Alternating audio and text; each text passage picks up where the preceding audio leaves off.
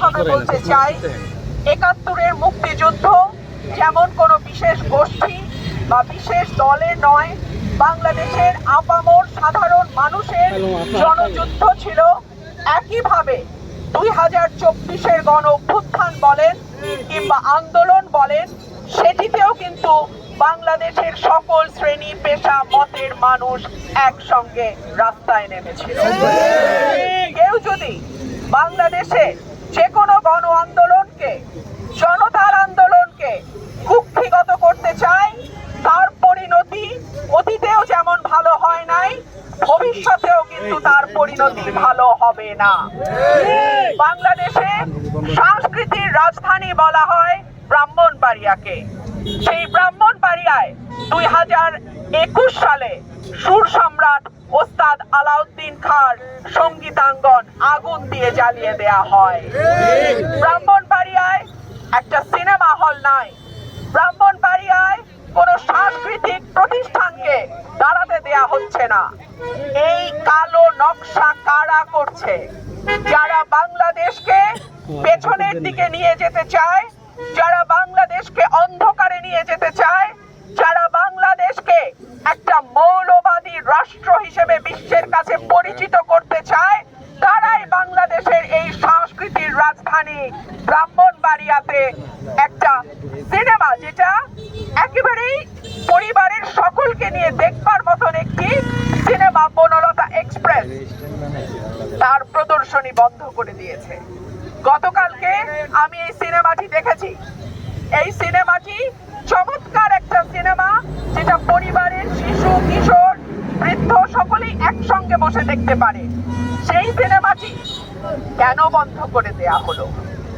আমি যদি প্রশ্ন করি, যেই রাষ্ট্র ৬ বছরের শিশুকে ধর্ষণ আর বলাৎকার থেকে রক্ষা করতে পারে না, যেই রাষ্ট্র ৭০ বছরের বৃদ্ধাকে ধর্ষণের হাত থেকে রক্ষা করতে পারে না, যেই রাষ্ট্রে প্রতিদিন ২ জনের উপরে মানুষ খুন হয়, যেই রাষ্ট্রে দুর্নীতি, দুঃশাসন, টাকা পাচার, ব্যাংক লুট, ঘুষ, কোন রকম কোন অন্যায় বন্ধ করতে পারে নাই, সেই রাষ্ট্র কেন সিনেমা বন্ধের মদত দেয়?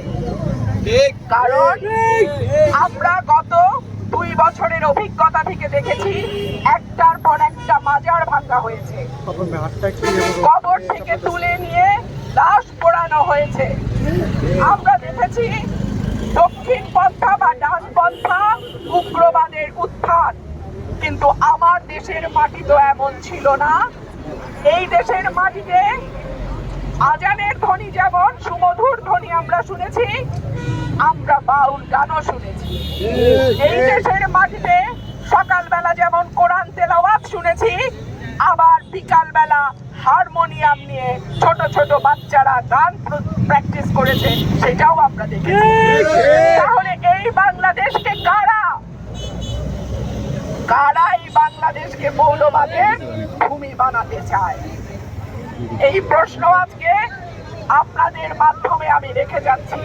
রাষ্ট্রের কাছে আমার দাবি থাকবে, যেই রাষ্ট্র কোনো অপরাধ বন্ধ করতে পারে নাই, যেই রাষ্ট্র ছোট ছোট শিশুদেরকে বলাৎকার আর ধর্ষণের হাত থেকে বাঁচাতে পারে নাই, সেই রাষ্ট্র আজকে কি করে বাংলাদেশকে, যেখানে সব রকম সাংস্কৃতিক কর্মকাণ্ড ধর্মের পাশাপাশি চলেছে, সেটাকে বন্ধ করে বাংলাদেশকে, পরের প্রজন্মকে অন্ধকারের দিকে নিয়ে যাওয়ার মদত দিচ্ছে।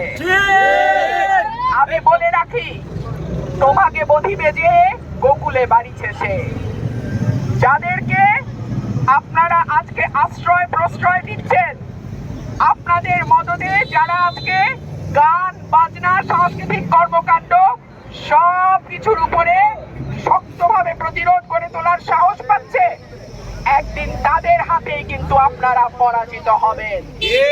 আমি আশা রাখবো শুভ বুদ্ধির উদয় হবে, সামনের প্রজন্মকে আমরা যেন সাংস্কৃতিক কর্মকাণ্ড থেকে দূরে না রাখি। আমি দাবি জানাবো, অবিলম্বে ব্রাহ্মণ ব্রাহ্মণবাড়িয়ায় সাংস্কৃতিক কর্মকাণ্ড যাতে নির্বিঘ্নে নিরাপদে চলতে পারে সেই ব্যবস্থা করে দেয়া হোক।